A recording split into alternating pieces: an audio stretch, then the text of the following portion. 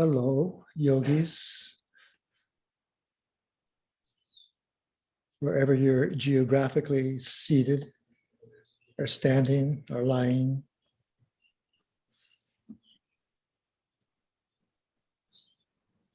Or walking. You're not disturbing anyone if you do walking meditation on our Zoom classes.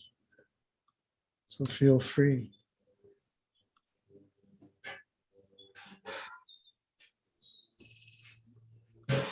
Check out who's here with you, who you're supporting, and who is supporting you, all of us. Unconditional dana, gift of Dhamma from everyone who helps, who their very presence helps everyone else be present. It's a beautiful, deep, really the only gift there is.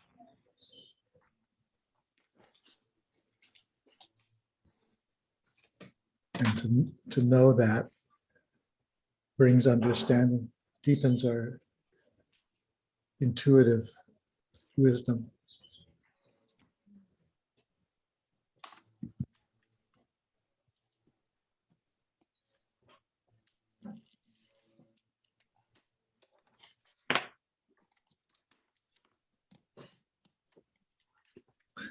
Well, you're pretty much covering the planet.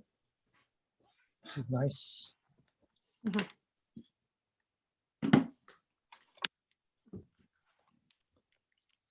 So this afternoon or morning or evening or night, depending on where you are,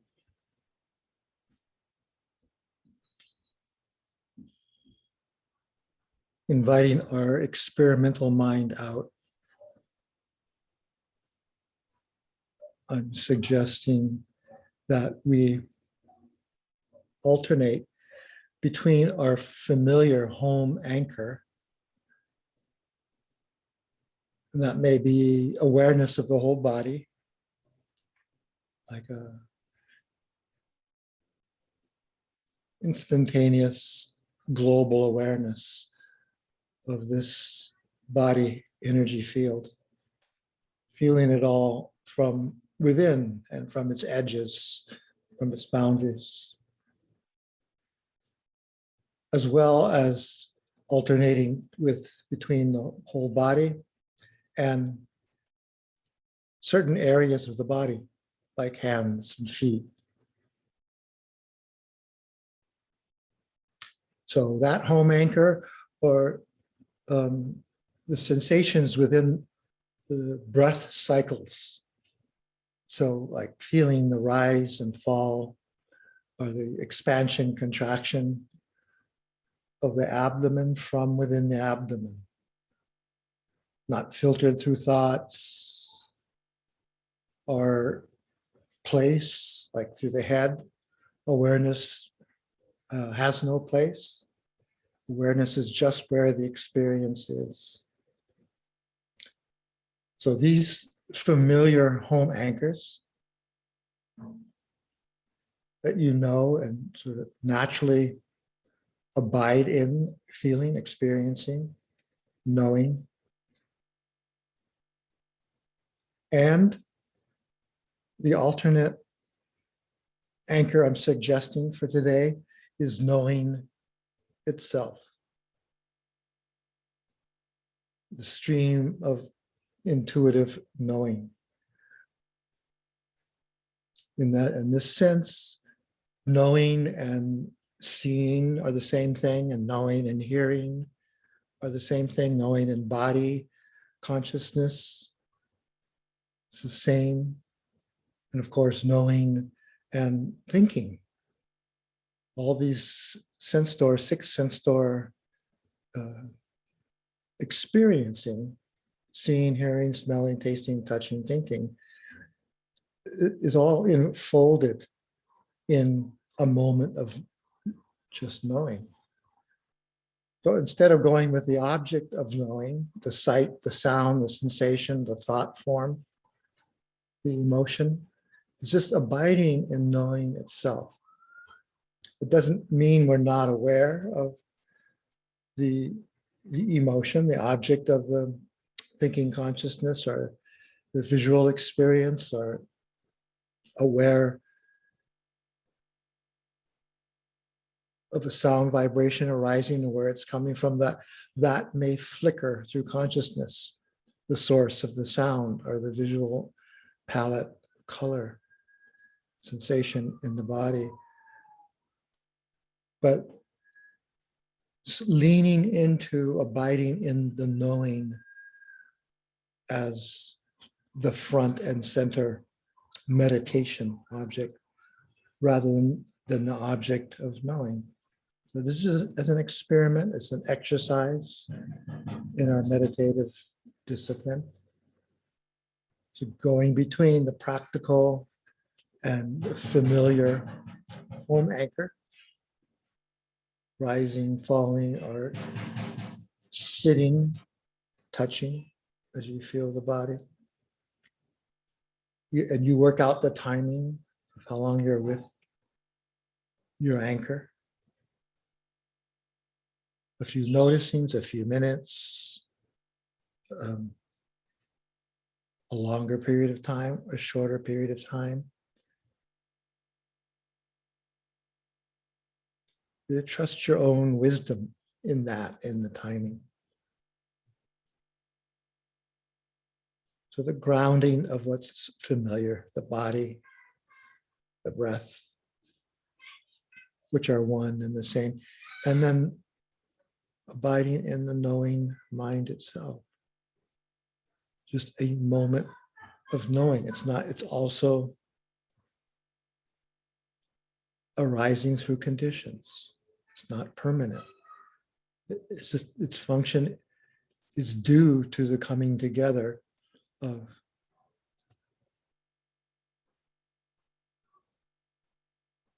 the knowing mind itself arising and a new appearance of knowing that previous knowing. Sometimes it's easier going from your awareness of knowing or awareness and the object of awareness, say it's the sensations of the breath, pressure, tightness, pushing, tension, and then with the out breath, release, softening. So there's that physical object of the awareness and the object themselves, and the arising and disappearing in a pair.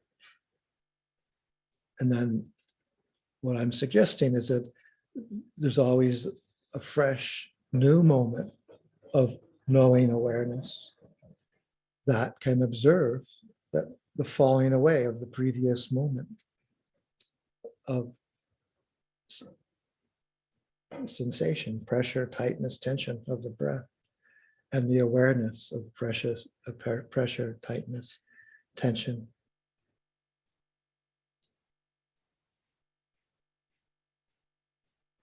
So if that's confusing, just do what you know, what's natural, just staying with the breath.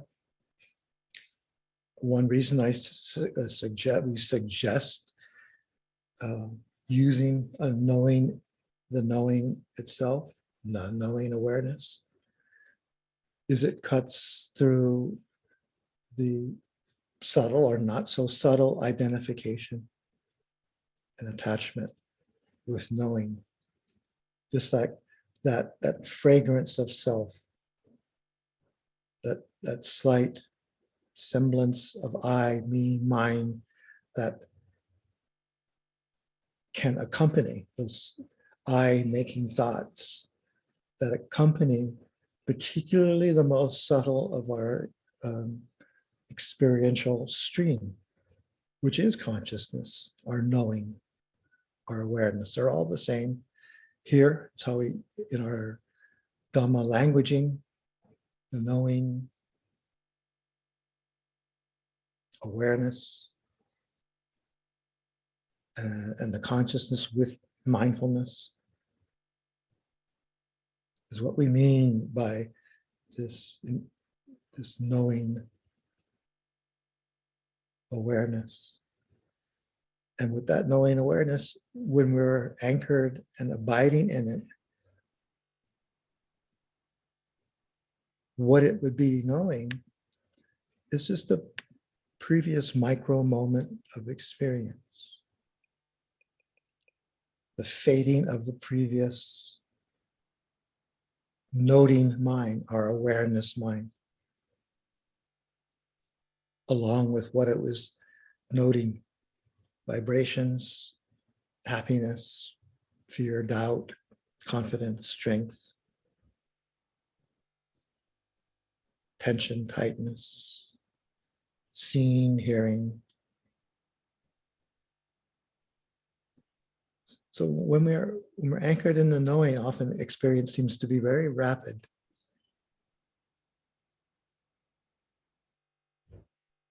Like hardly any time to notice anything. And it's like kind of grasping at floaters in the air.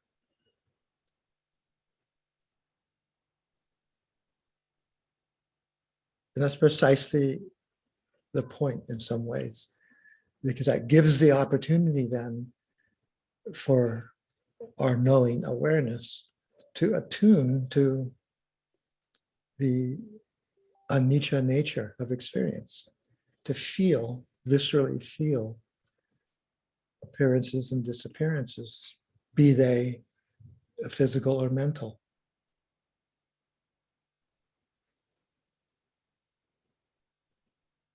So very, very simply, there's any moment, there's the phenomena happening, sensation primarily in the body, or an extension of the body in visual experience, sounds, and so forth. And a mental phenomena. There's always a mental phenomena. Otherwise, there's no experience of that moment. And the mental phenomena is what knows the physical experience, the mental mind, mood, emotion, or what I'm suggesting today is awareness itself, awareness turned on itself. And seeing it too is fleeting. It too is a selfless moment without reference to I, me, or mind. Just the knowing and the experience with the emphasis by design or by intention today on the knowing aspect.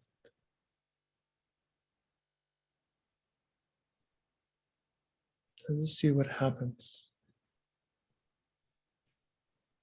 If the mind goes at first primarily to the objects of our knowing awareness, that's fine. Let that happen for a while, and then at some point,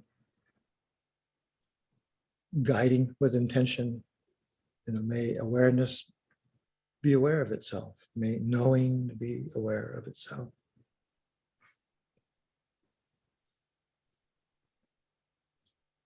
And notice that amazing moment where awareness can know itself without any help from an I or me or mind identification.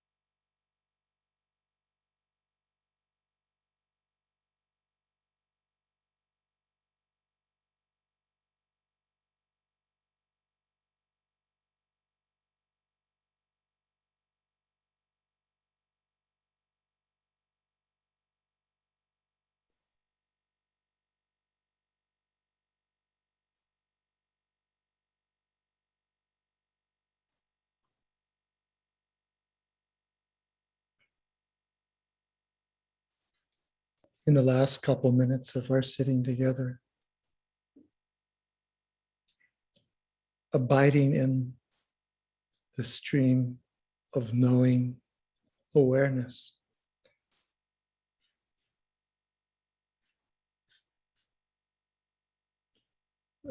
Discover what happens when we direct the knowing toward one or more of the Brahma Viharas. For example, just calling up the Metta Brahma Vihara and the knowing, feeling, sensing of that tender warmth of heart.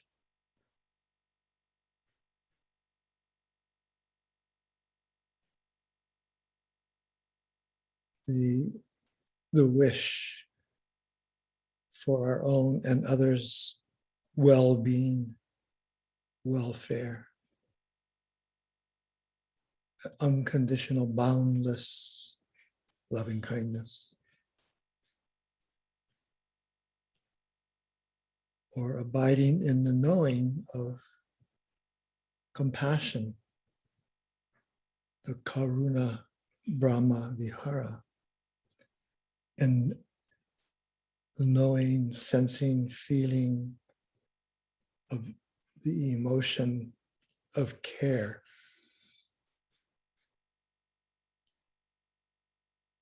Caring for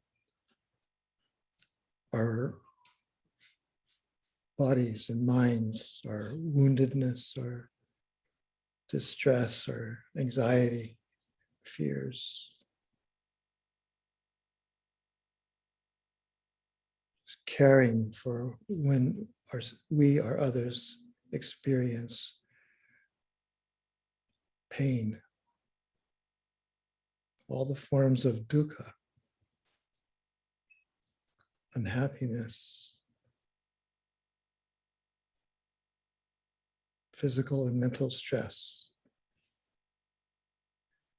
and abiding in the knowing of mudita, empathy, empathetic joy.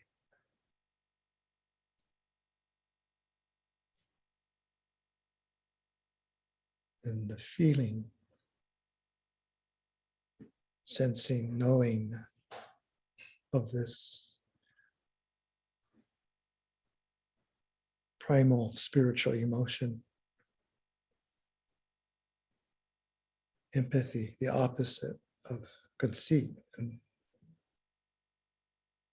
envy, jealousy.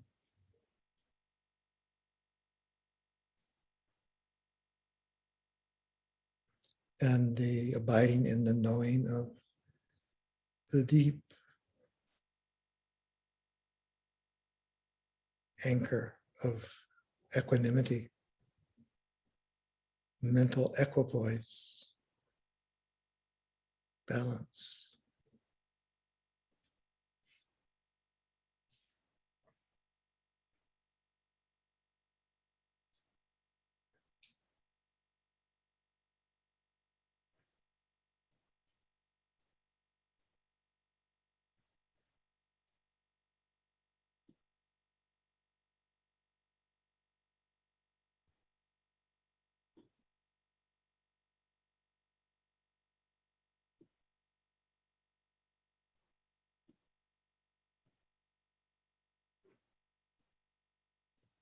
If Jake or anyone who has a bell to ring for us.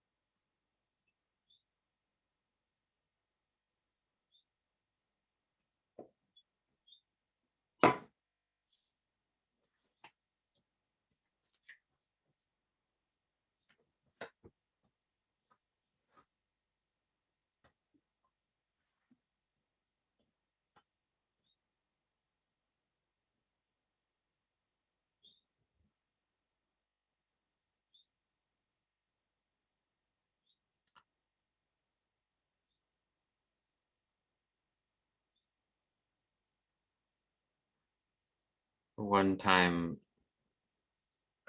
on the big island of Hawaii. Sayadaw U Pandita, Stephen's teacher, Michelle's teacher, and the meditation master from Burma who would also become my teacher, came to visit the land in Hawaii where Vipassana Hawaii had been looking. That time the land may have been in escrow. U Pandita was coming to tour it and visit and see, oh, here's a place where there could be a ordination in the stream. Yeah. So Stephen and Michelle and myself, a few others were at a friend's house just nearby, a doctor's house. And I had not met Pandita at that time. This was more than half of my lifetime ago. So I came, and at that time I had just a few words of Burmese. So I tried them out on U Pandita as I was paying my respects. And his response was, "Do you get good grades?" it totally took me back, took me aback. Well, they're okay, Bante. Yeah, that they're okay. Those were his first words for me. Very interesting. And I did get good grades. That's how it's been for me. His next words were, "Then come to Burma. You can study and you could be a monk and study Burmese and Pali." And it was like he planted a seed that ended up happening. A couple of years later, I took my study abroad time and I went to Burma and I took robes in Upper Burma, the Chaswa Monastery, where Stephen and the abbot there, Sayadaw Ulakana, had founded both a retreat center in the hills and a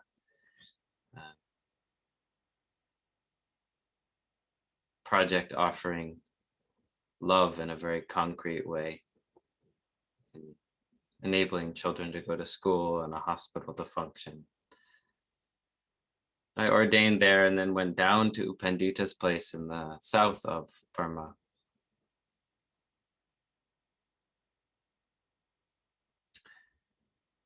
And when I ordained, on the day I ordained with Chaswa Sayadaw Ulakana in the hills of Upper Burma across the Irrawaddy River from Mandalay,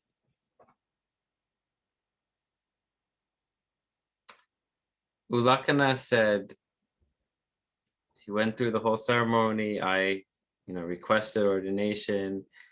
When it was all complete, the monks chanted together, chanting their agreement to allow me to ordain, to raise me up into the holy life, the spiritual life. And once that ordination process was complete, Sayadaw Ulakana told everyone in the room that they could bow to this newborn bhikkhu, newborn monastic, which was sort of hard for me. I felt very junior. I had no idea what I was doing. Michelle was in the room bowing to me, my teachers.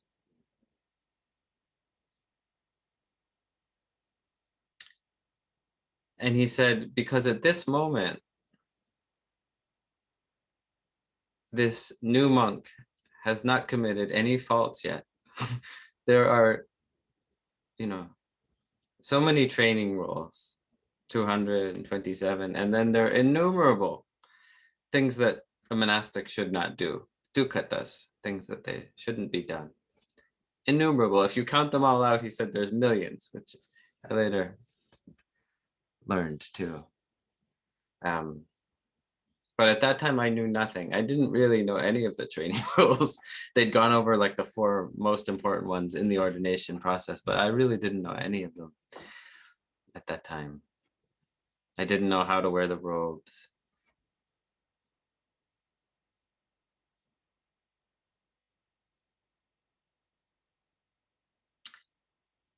And so inevitably, not knowing, inevitably, I made this mistake and that mistake. And I didn't even know I was making a mistake until later when I read the rules. Like, oh, geez, I already violated that one.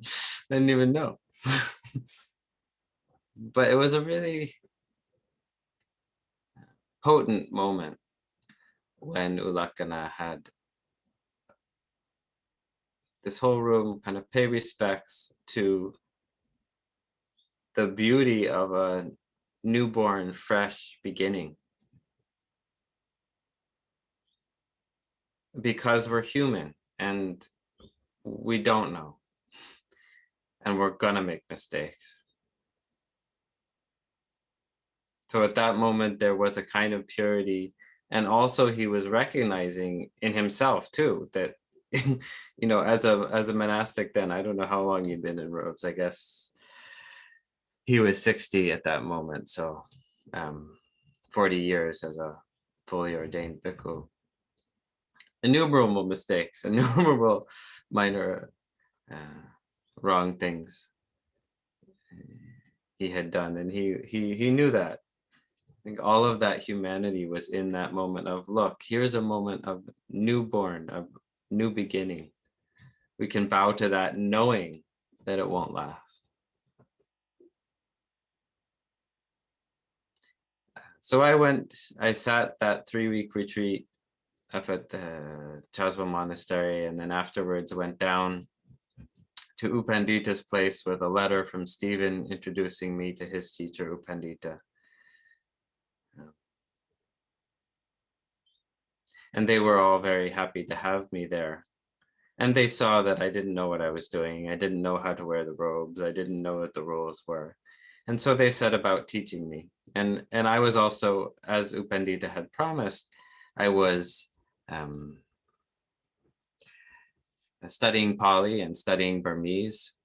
And so I wasn't on retreat the whole time there. I was doing a lot of study, and that included, in some of my spare time, studying a lot of these rules because I wanted to know, I wanted to get it right. I wanted to not be constantly committing offenses I didn't know I was committing. So I learned more and more and read a book written by an American monastic about all these training rules. And eventually I became very well versed in them and in the culture that was around Upandita, enough that I started looking down on other people who didn't know. And I would point out, oh, your robes are not quite right. And I would say, oh, that's not the way you should do it. And if I didn't say it, at least I would think it. So the topic I wanted to speak to tonight is conceit. That moment in the mind of thinking, I know better. It's so interesting. It's such a tricky, sneaky, fascinating mind state to practice with.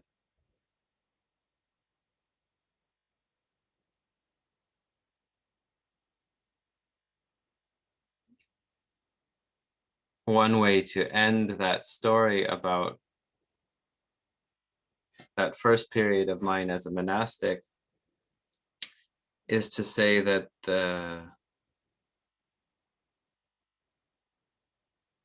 all those moments of feeling like I knew better, of correcting other people's robes, of correcting their behavior as a monastic, the new monks who had come and just ordained and starting to practice. All of that came back and bit me really hard. I've told you the story, or I've told the story here. Some of you have heard that the end of that time of practice was really, really a difficult one, a challenging period of deep growth. that I don't. Um, I'm now only deeply grateful for. At the time, it was super painful. And one part of that was really prosecuting myself for certain kind of uh, infraction of the monastic rules. And I just feel like there's a way of looking at that. There was just karma going around. I had been there nitpicking other people's practice, their monastic, the keeping of the monastic rules, and then it just came all of that energy right back at me. Humbling.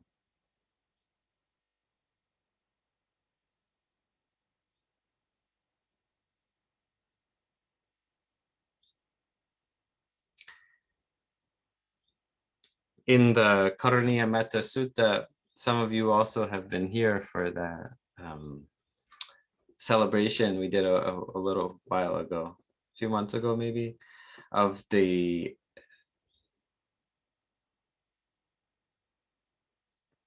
trilingual translation in Hawaiian as well as English and the original Pali of the Karaniya Metta Sutta, these verses of loving kindness.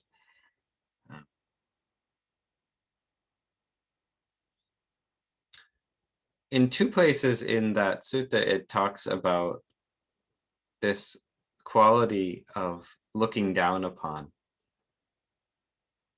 So this text enumerates various beautiful qualities of somebody practicing for the goal of the place of peace.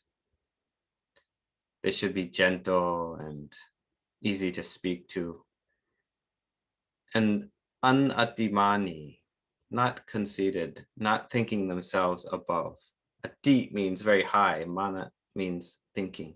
So atimana is what's translated as conceited, means thinking oneself above.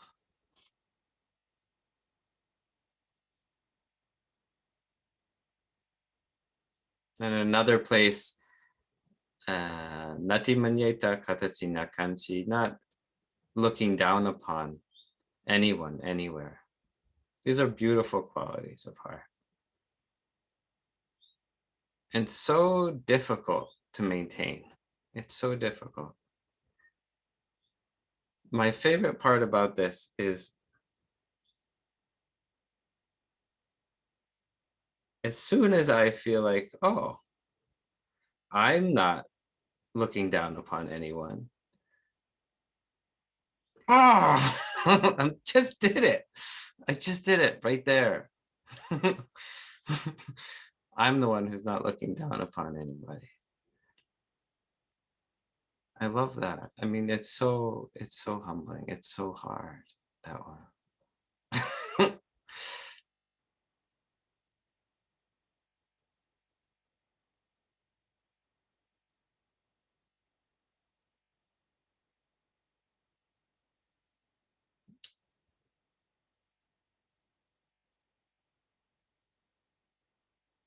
This aspect of conceit, there are three ways that conceit is spoken of in these Theravada Buddhist teachings, not just as thinking yourself above, but also thinking yourself below or equal to. Any of those are a kind of conceit. So if there's time, I'll come back to all the things I don't understand about that. But for right now, I wanted to talk about how I don't understand about just even atimana, about thinking oneself above. So one thing I don't understand is how exactly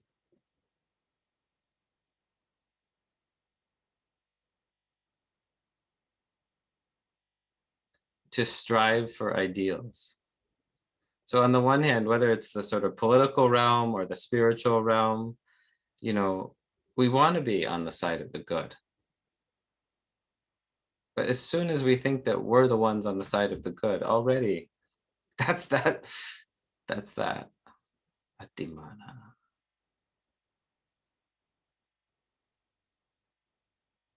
And other people feel that, like definitely in the political realm. If you If I am feeling like I am the one who's really got it right, it's those other people who are really wrong-headed. They feel that, and our conversation about the situation is not constructive, but also just in this simple trying to practice beautiful qualities of heart.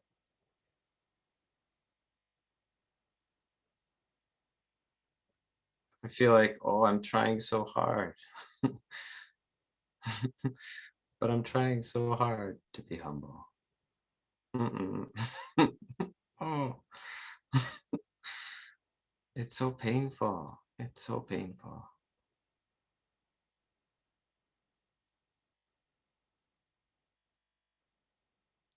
And aside from being perfectly mindful, perfectly clear in every moment, I really don't know anything that I could use to really maintain that kind of true humility that doesn't feel like, oh, good, I'm being humble. There is this quality that Stephen alluded to of quiet appreciation, the gladdening of the heart with the beauty of the world. We might call to mind someone else's success and their feeling of accomplishment and just really allow our heart to resonate with that, to rejoice in the rejoicing. And to the degree that's really pure, that just quiet appreciation of beauty, it does for a moment replace. It really does. It replaces. The Visuddhimagga, the classic meditation manual, says that the function of mudita is non-envy, non-conceit. That has that function of clearing it out, of creating a space in the heart for a moment that is really free of that kind of. But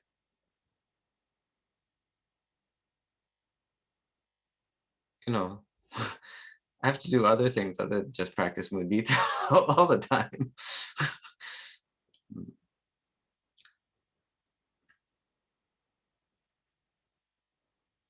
It's said that this quality of conceit, the feeling like we're better than, we're worse than, I'm not humble at all, but worse than. Well, I'm about as humble as, equal to. That quality of comparing, better than, worse than, equal to, is there until we're able to be mindful every moment, until every tendency towards delusion is completely uprooted.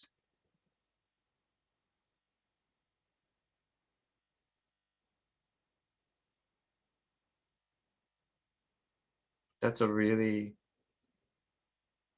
high bar for not being conceited.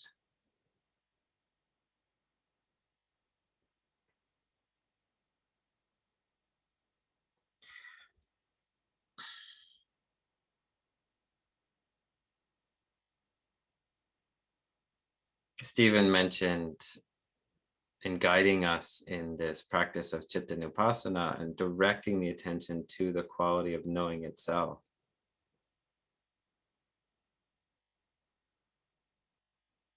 How there can be this subtle eye making around the feeling of consciousness itself. Very subtle kind of holding on, making this mine, my consciousness, my knowing.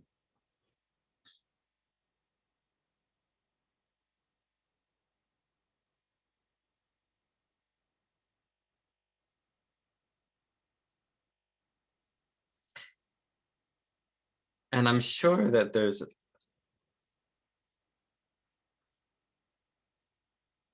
a way I could really understand how that happens just by watching. How this feeling of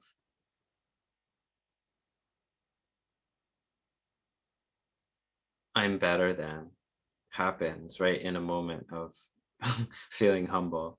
I'm trying so hard not to feel like I know more than. Right in that moment of trying so hard, already there's that feeling.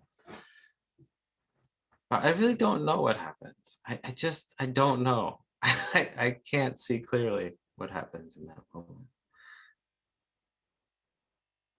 I keep missing it.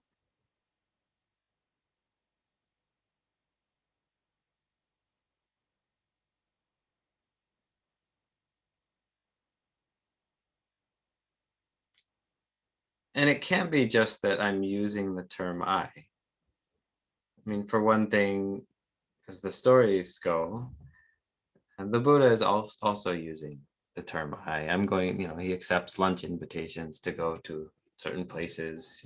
He says, I enjoy the sunrise or I have back pain. I really think it has to do somehow with the emotional knot around that.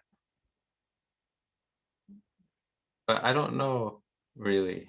I haven't got it really. See, I haven't really seen it clearly how it makes itself.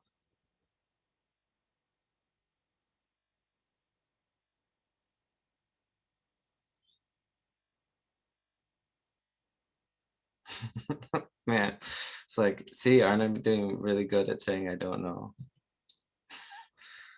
It's terrible. It's so frustrating. Mm.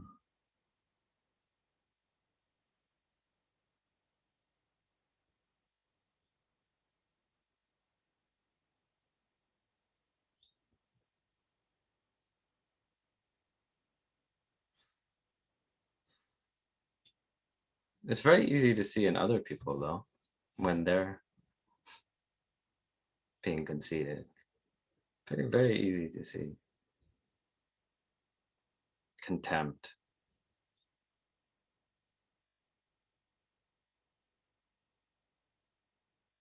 coming at me.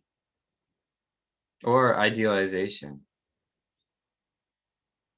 If they're thinking they're above me, or if they're thinking they're below me. I'm this meditation teacher, something like that.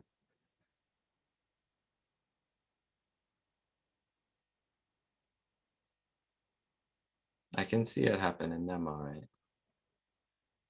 But I still don't really feel clear quite how it's happening in me.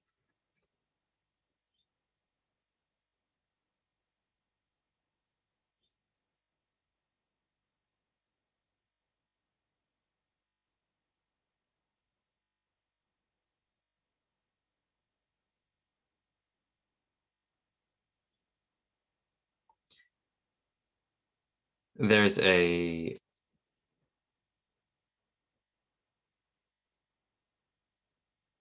text, sutta, where the Venerable Ananda, who was the attendant to the Buddha for nearly half his life, he was his cousin, he says that there's various things that come to be because of our delusion, our craving. And the body comes to be. We come to be born in a body.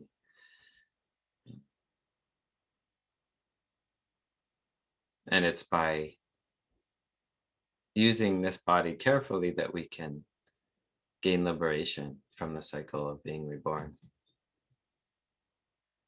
And also with conceit, also with food, but also with conceit, we can use this quality of conceit to propel us on the journey to overcome conceit. So he describes how this might happen. Like you might hear that somebody else, such and so, had practiced diligently and been able to really purify their heart completely. You're so inspired by that that you think to yourself, well, they could do it. Why not me? Why not me? And so you practice diligently, watching the mind as Stephen instructed, maybe alternating, using the anchors that you're used to, and then also watching just the knowing itself in this precise way where objects are moving fast. The knowing mind itself, you see it fleeting,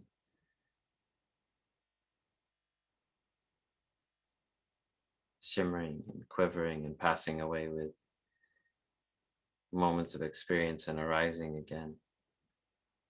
Another moment of consciousness with another object.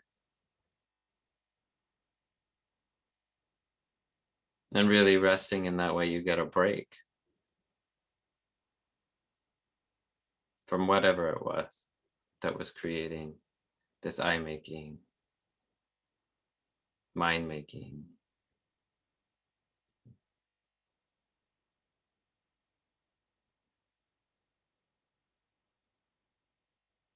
There's just not time for it to arise, whatever that is.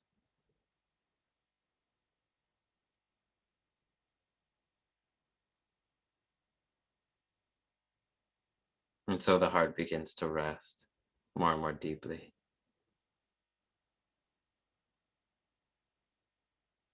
Not in the sort of place that you can grasp onto, not in a state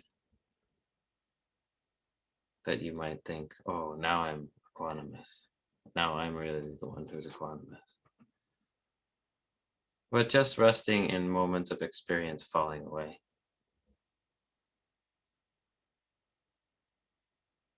Each, as Stephen said, each moment of consciousness watching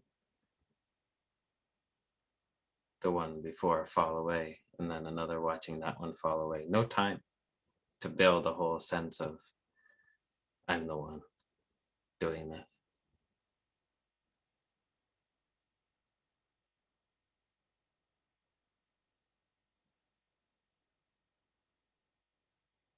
So, in that way, Ananda says, earlier you might have thought, oh, there are these other people who have done the practice and gained liberation. Why not me? I'm not there yet, but why don't I do the practice? And maybe I too could get free like that. And because of that idea, that conceit of they're better, I'm worse, you do the practice. But by doing that practice, you learn to rest in moments of consciousness, falling away so fast there's no time to build a sense of they're better and I'm worse.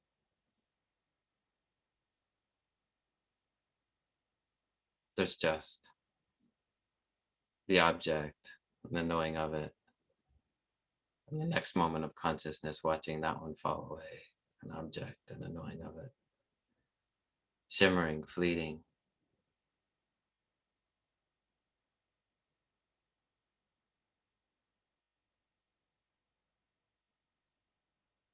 Falling away, empty phenomena rolling on.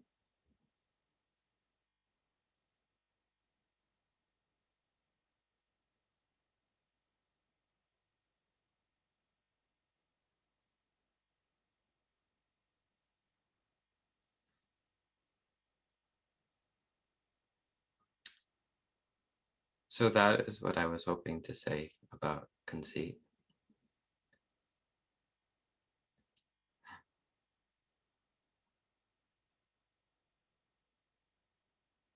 And now I would like to take some time so you can answer my questions.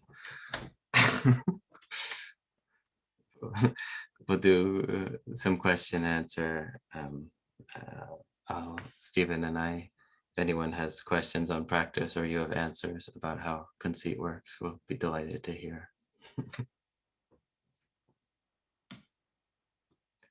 And if you want to use your virtual hand, it should be under reactions for most people now these days have updated their Zoom. So you can use your hand. Thank you, Quinn. Oh, is it a real hand or it's okay. Yes, it's a Hi. hand. Great. Am I unmuted? Yeah, I can hear you.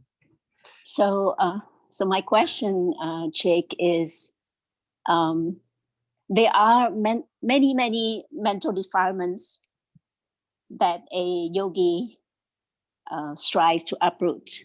Mm. And among them, my understanding is conceit is one of the hardest, and that only arahats are free of conceit. Am I correct or not?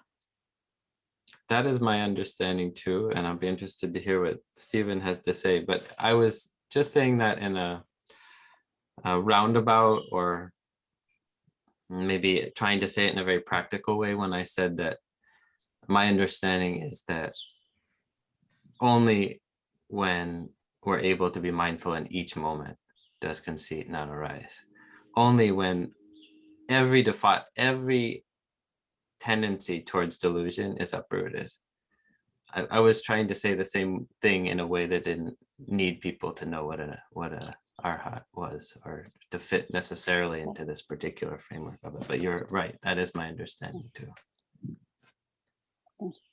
So it doesn't sound easy. Stephen, thoughts? I find it helpful to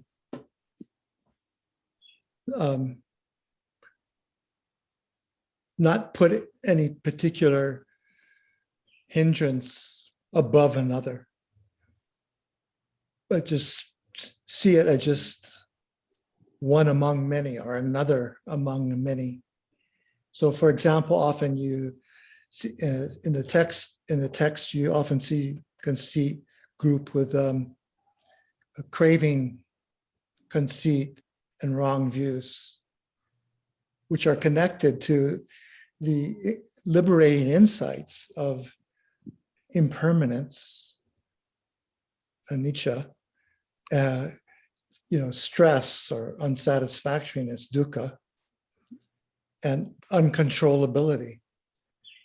If we understand uncontrollability, we understand selflessness, and we see right through the fiction of I or me or mine. So what's helpful is, maybe it's helpful sometimes to think, some of these hindrances are like karmic knots. So they're lifetime teachings. And for a lot of people, conceit is a karmic knot because of their wounding, because of their early shaming, or whatever is happening. So to take that long-term view, that it's not so much like, well, not until one is fully liberated is one free of all restlessness and anxiety, free of all conceit, free of all forms of the subtlest kinds of craving to become or to not exist, and free of ignorance, which is the veil under which Right. all of these things form. So it's more helpful to see it for me, in an immediate, practical way. Like, what's the feeling right now?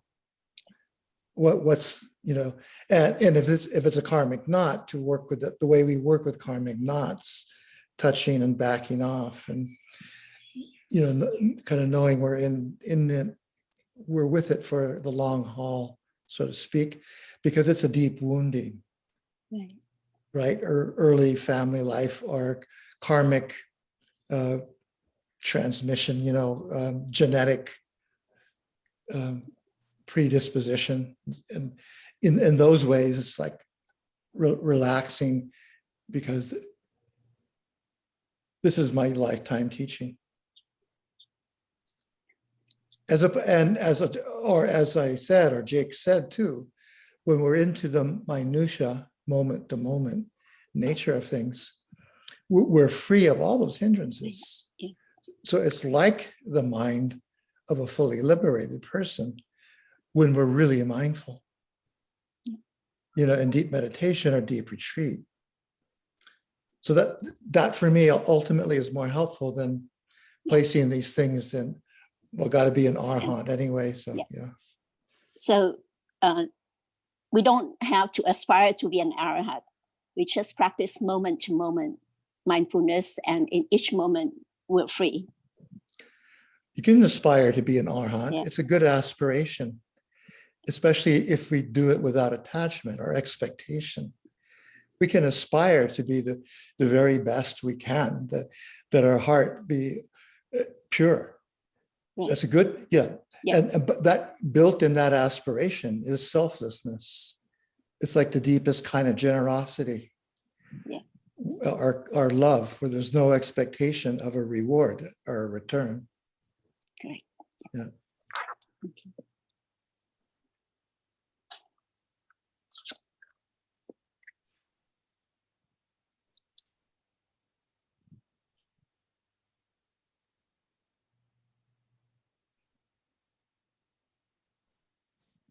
Linda?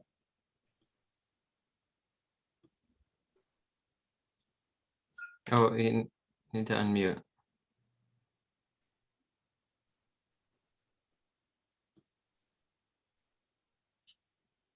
Okay, I There just you go. saw.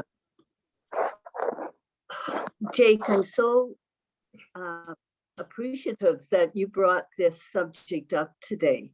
It's something I've been, that has really come up for me in the last couple of weeks, but it's something I've worked with for, I guess, all the years that I've been practicing. I guess I labeled it as judgment sometimes, and there's certainly an aspect of that in there. And Steve, I just really found it useful for you to speak about it as a karmic knot, and because it feels so sticky within me. And it really came up with a person that I'm close to. Just recently, I was with her and very aware that I've had the vaccine and she's not going to. And I could just feel myself pull my energy in, not out of fear. That's the thing, not out of fear, but out of what you just said. I'm right. You're not right.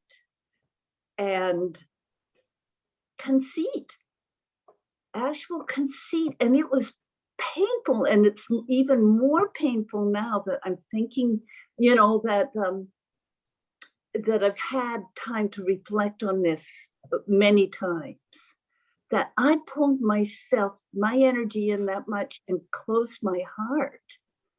And now I've had occasion to speak with her since, and we both talked about each of us having done that somewhat. And we're going to have a conversation about what, how to proceed. But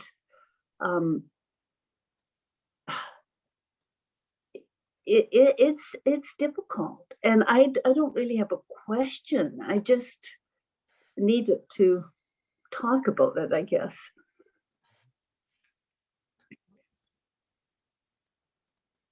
Have you any words as you me to add? So you do have a question.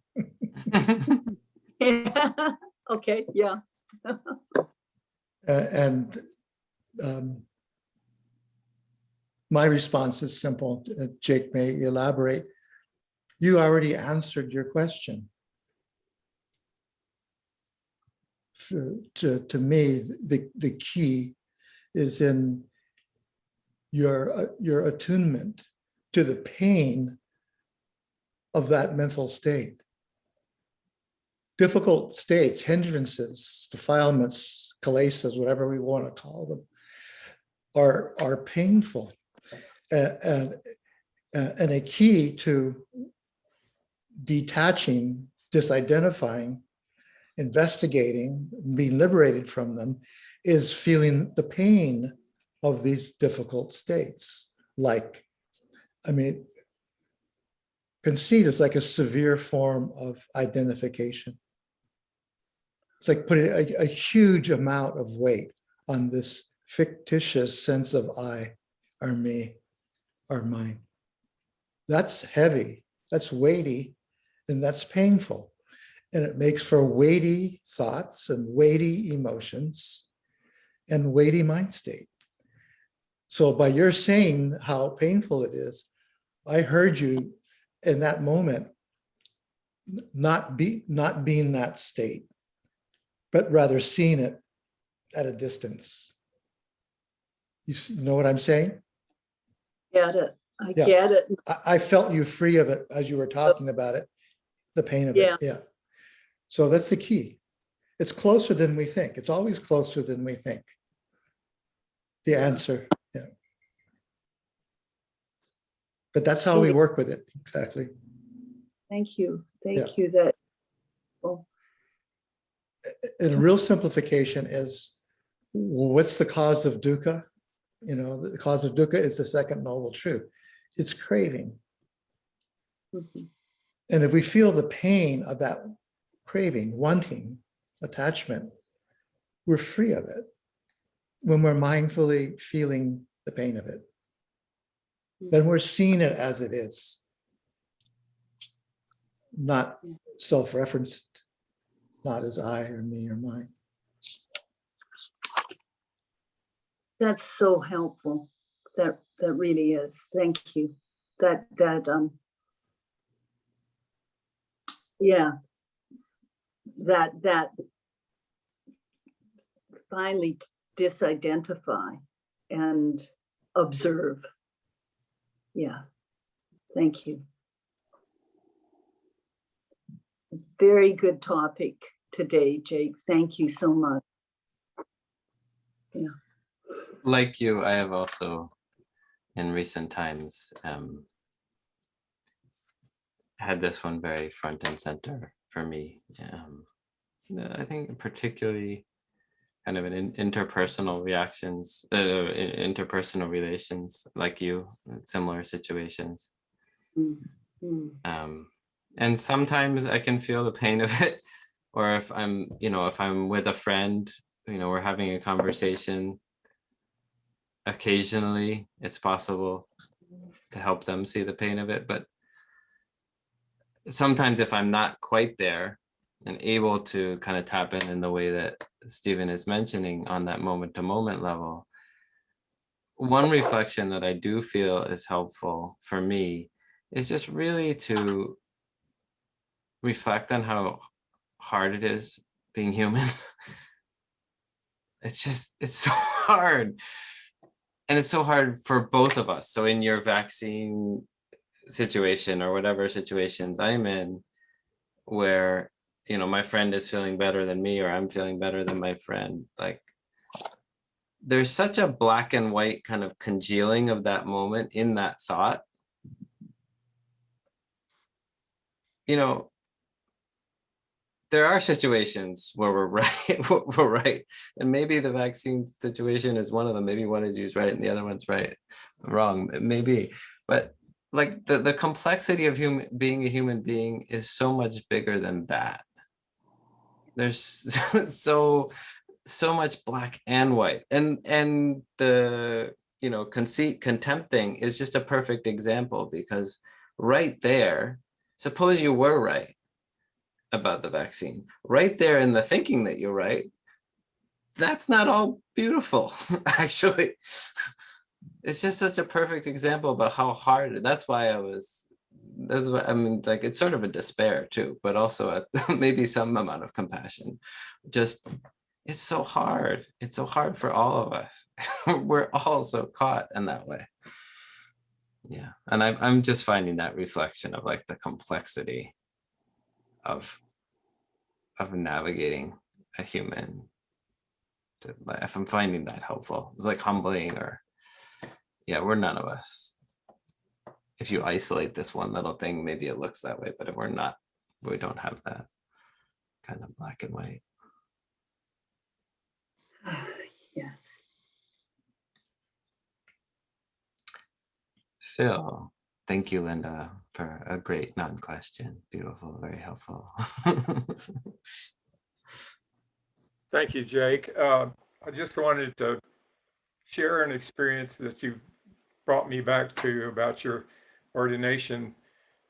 About 25 years ago, I was ordained priest in the Episcopal Church at a wonderful ceremony filled with tradition and pomp and circumstance. And when it was all over, we had a kind of a reception after whatever, people would come to me, especially other priests that were there, and ask me for my blessing. Mhm. Because I think it was the whole idea, I think it was the same thing that you were talking about. In those few moments anyway, I was pure, and I hadn't started down the road and taken all the stumbles that I've taken in the last 25 years. Uh, I I also continually feel the tendency for people to want me on the pedestal. They want me to be better, and my challenge is to try to live up to that. And also sometimes they want to knock me off of that pedestal. Sometimes they do, and it's I think we're fellow travelers in that world. You're much younger than I am. I'm 80. You're about 40, and am I close? Uh, and so I just wish you well in your journey, and thank you so much for your talk today. I haven't been able to hear you talk before, and it touched me deeply because we share a lot of that experience. Thank you so much. Thank you so much. That was really beautiful in so many different ways, and I feel your blessing, even if it's not the pure newborn priest. It's getting a little worn out now, but it still works. I'm really appreciating it, and yeah, it's a topic that Steve and I have talked about a lot, about this, both placing the teacher on the pedestal and knocking them off of it. And as I was thinking about, and I'd spoken to Steve earlier about doing this topic, as I was thinking about it after, it was connecting in my mind also to this same conversation of, great, thinking yourself above, thinking yourself below, thinking yourself equal to, but just that same process just flipped around towards the teacher or the priest or the monk. They must be, and then I'm lower than. It's so interesting that there's this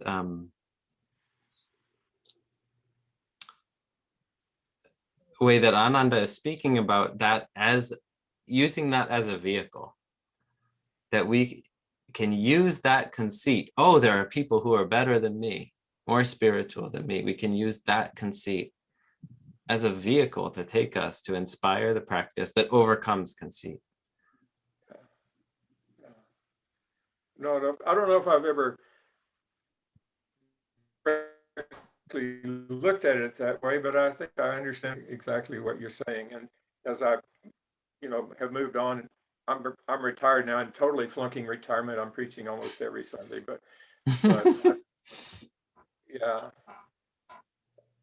I appreciate your perspective, your young perspective, and your beautiful talk. Thank you. Thank you. Steve, do you want to bring any more senior elder perspective in?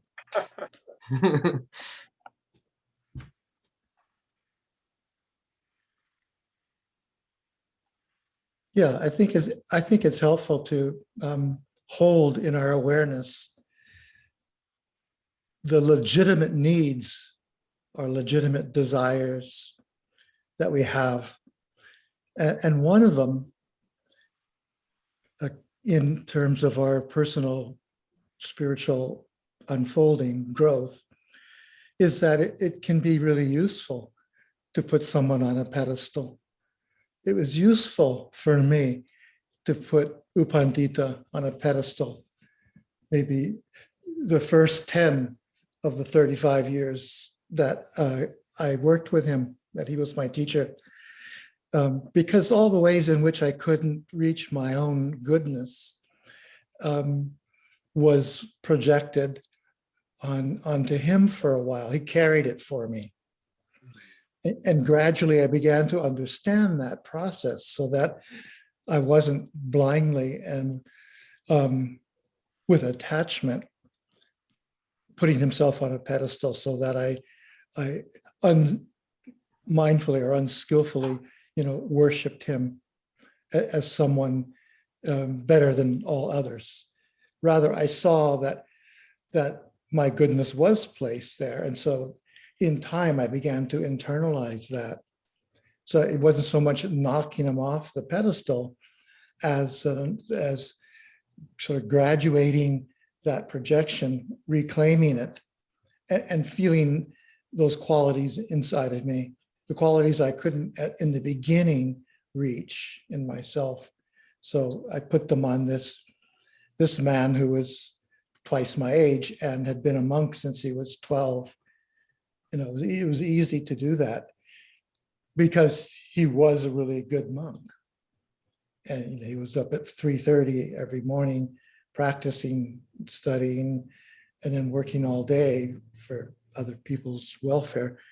So in retrospect, I honor and see the goodness of that need to sometimes let people carry what we can't yet see in ourselves. Our humility, our goodness, our beauty, our fine awareness, and so forth. So, it bore out to be true. U Pandita was very keenly aware of everything and watched all his students like a hawk.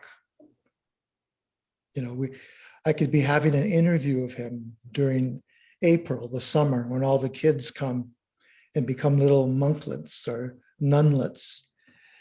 And at the end of the interview, he would call some of them in, because unbeknownst to me, he was also aware of them kind of playing around or misbehaving outside. So he'd call them in and give them a little lecture, and I just saw how much he carried, how much he was really finely, acutely aware of. And so for that period of time, for me, I needed him. I needed him to carry those good qualities until I could start to feel them internally. It can be very difficult when I'm asked to carry that load for others. But I do feel that they sometimes say things to me that I could never live up to. You understand what I'm saying? I do, and that's the skillful means of knowing when it's helpful to carry someone else's projection. We don't always need to immediately sever that, and tell them not to do that.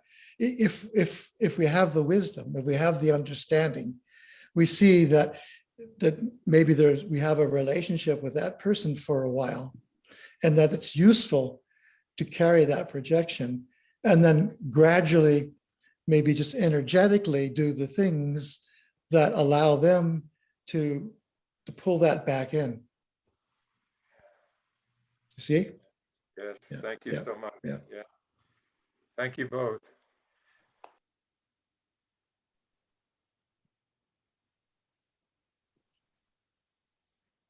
Thank you both.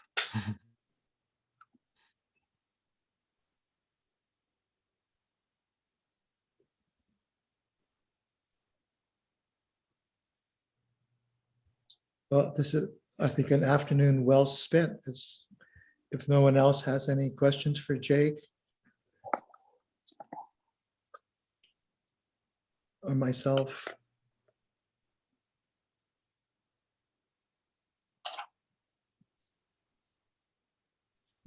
Then your homework is to spend periods of time this week, either in formal practice or just as you go about your day-to-day life, and see how much actually we can be aware of the knowing mind. Doing the dishes or carrying on a conversation with our partner or a friend or on the phone, or watering the plants, and just aware of the knowing of the sounds and sensations that we're experiencing. And then, reflecting on the topic we've spoken about today. Not everyone is wired for really weighty hindrances, though we may carry most of them or all of them for a while, until the conditions are there for them to fall away. So there's lots of people that don't have that energy of comparing mind. So just to understand that. And so when we look and check ourselves out, not to expect that we might necessarily find that heavy comparing mind. Or maybe we recognize it, but it's not so frequent. Or maybe we realize, oh yeah, I have that. And that feels old, and that feels ancient, and that feels weighty. And then so we bring it more into awareness in our practice. Because yeah, it is a form of judging, and it is a form of self-deprecation, and it is a form of self-aggrandizement. And those are, subtly or not so subtly harmful to the purification of the heart. And it's really useful to have a relationship to them, because then they're not so harmful. When we're aware, oh, okay, comparing mind. It's just comparing mind. And we can do that in our daily interactions. How do we feel when we're shopping in the store and we're watching someone pick out some food? I'm thinking, oh, they're greedy, or, they're only picking out organic food. They must think they're really cool. Things like that, just slight little commentary. Watch that. It's really interesting and ultimately liberating. Have a beautiful week.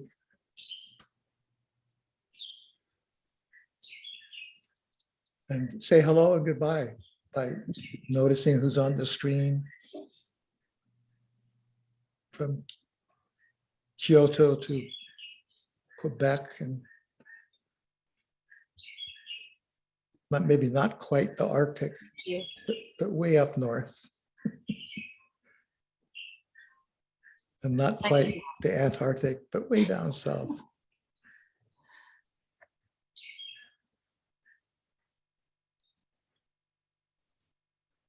Thank you. Bye.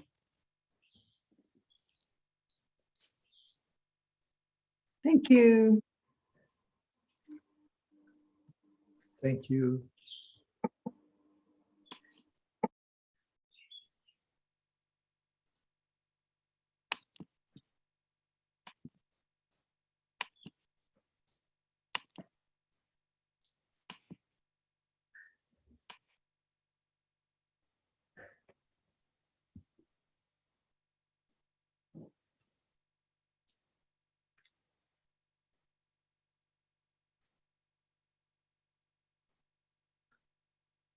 Aloha, William, Amy, Itsuko.